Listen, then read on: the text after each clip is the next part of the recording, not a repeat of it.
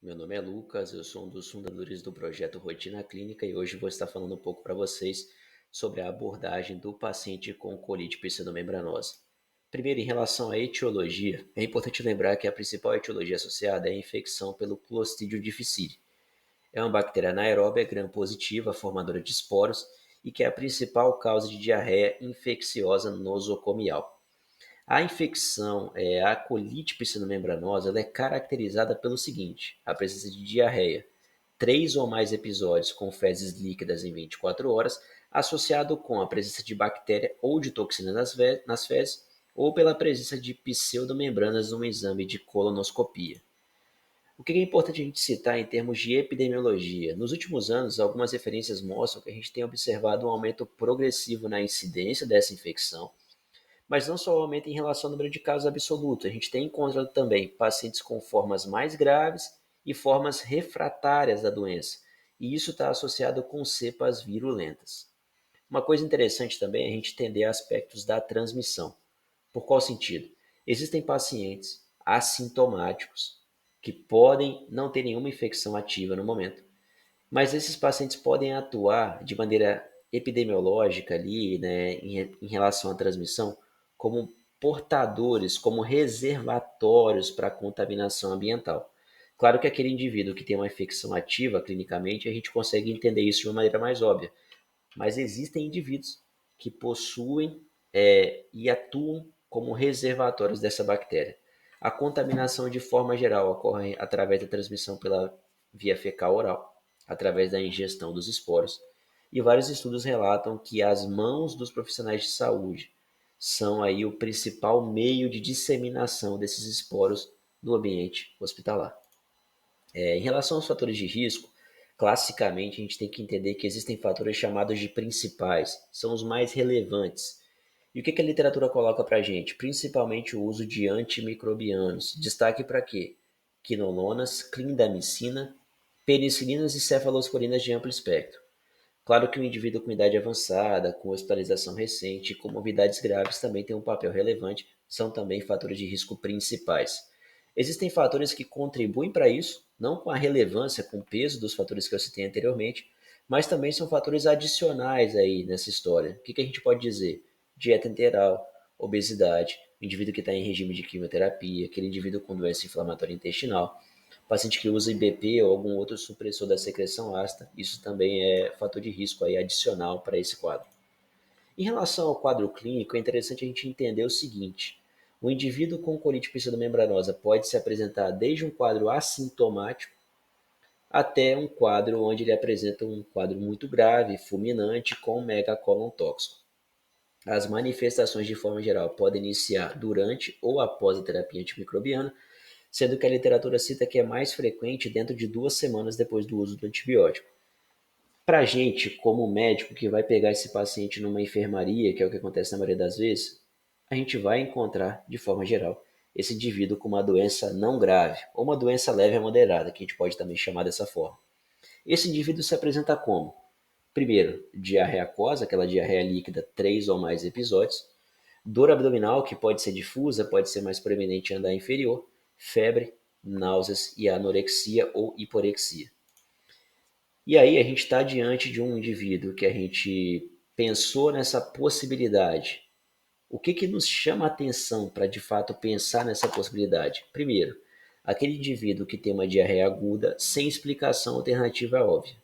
E aquele indivíduo que tem fatores de risco. Então, se tem um paciente que está internado, internação prolongada, é um idoso com comorbidades, usou antimicrobiano, começa um quadro diarreico, você não achou nenhuma outra etiologia óbvia provável de acontecer, pensa na infecção pelo Clostridium. Isso é um ponto interessante que a gente tem que entender, que não basta ter a diarreia líquida, tem que pensar nesses fatores de risco atuando aí de forma importante. Independente disso, se eu pensei em Clostridium, eu tenho que botar meu paciente em precaução de contato. E claro, agora eu cheguei numa fase onde a gente está entendendo que existe uma suspeição clínica. O que a gente tem que fazer?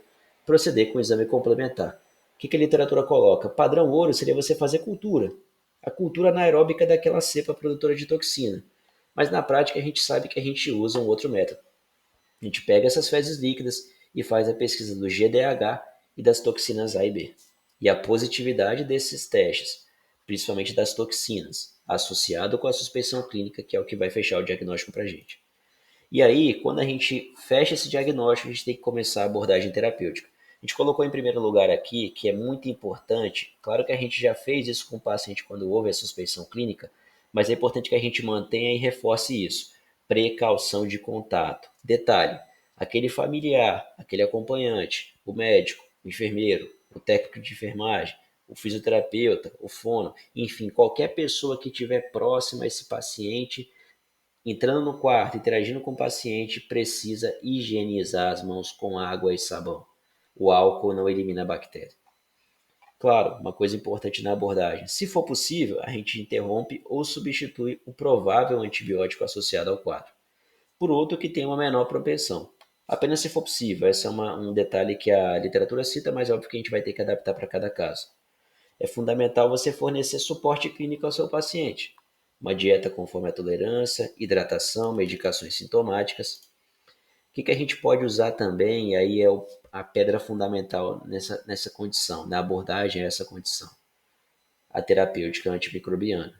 E aí um detalhe, a gente vai fazer o tratamento por 10 a 14 dias, a literatura cita esse intervalo de duração. No paciente com doença leve ou moderada, que vai ser a maior parte dos casos, a gente vai usar a vancomicina, a mesma vancomicina que a gente usa EV, parenteral, dessa vez oral, na dose de 125 mg, seja pela via oral ou pela sonda nasentérica, de 6 em 6 horas. Uma alternativa, quando a gente não tem essa vancomicina disponível, é o metronidazol, 500 mg pela via oral ou pela sonda nasentérica, de 8 em 8 horas, com o seguinte detalhe: evitar em paciente frágil, idoso ou com doença inflamatória intestinal. No paciente com doença fulminante, está chocado, hipotenso, tem megacólon, a gente usa a vancomicina mais uma dose bem mais elevada, 500 mg via oral ou pela sonda, de 6 em 6 horas. E aí, qual que é a grande lógica aqui, né? Qual que é o grande desafio? Entender como que a gente vai usar a vancomicina. A vancomicina é um pó que vem num frasco ampola. Como que a gente vai preparar isso para administrar pela via oral para o nosso paciente? A gente colocou um exemplo aqui de um frasco ampola com 500 miligramas. A gente vai pegar esse frasco e vai diluir esse conteúdo aí desse frasco, dessa ampola, em 10 ml de água destilada. E aí vocês entendem que a gente vai ter uma solução final que tem 10 ml e nesses 10 ml a gente tem 500 miligramas de vancomicina. No paciente com doença leve e moderada, que é o que a gente citou no slide anterior, que vai ser inclusive a maior parte aí dos casos que a gente vai acompanhar em termos de enfermaria, a gente vai usar 125 miligramas de 6 em 6 horas. 125 miligramas, na verdade, representam 2,5 ml daquela solução final que tinha 10 ml. Então a gente vai pegar 2,5 ml de 6 em 6 horas por 10 dias. Um detalhe importante da abordagem: não existe recomendação na literatura para você repetir a pesquisa depois que você concluiu o tratamento naquele paciente que teve remissão completa dos sintomas. Certo? A gente fica por aqui com esse vídeo. É um tema bem importante e bem relevante, principalmente para quem trabalha em enfermaria.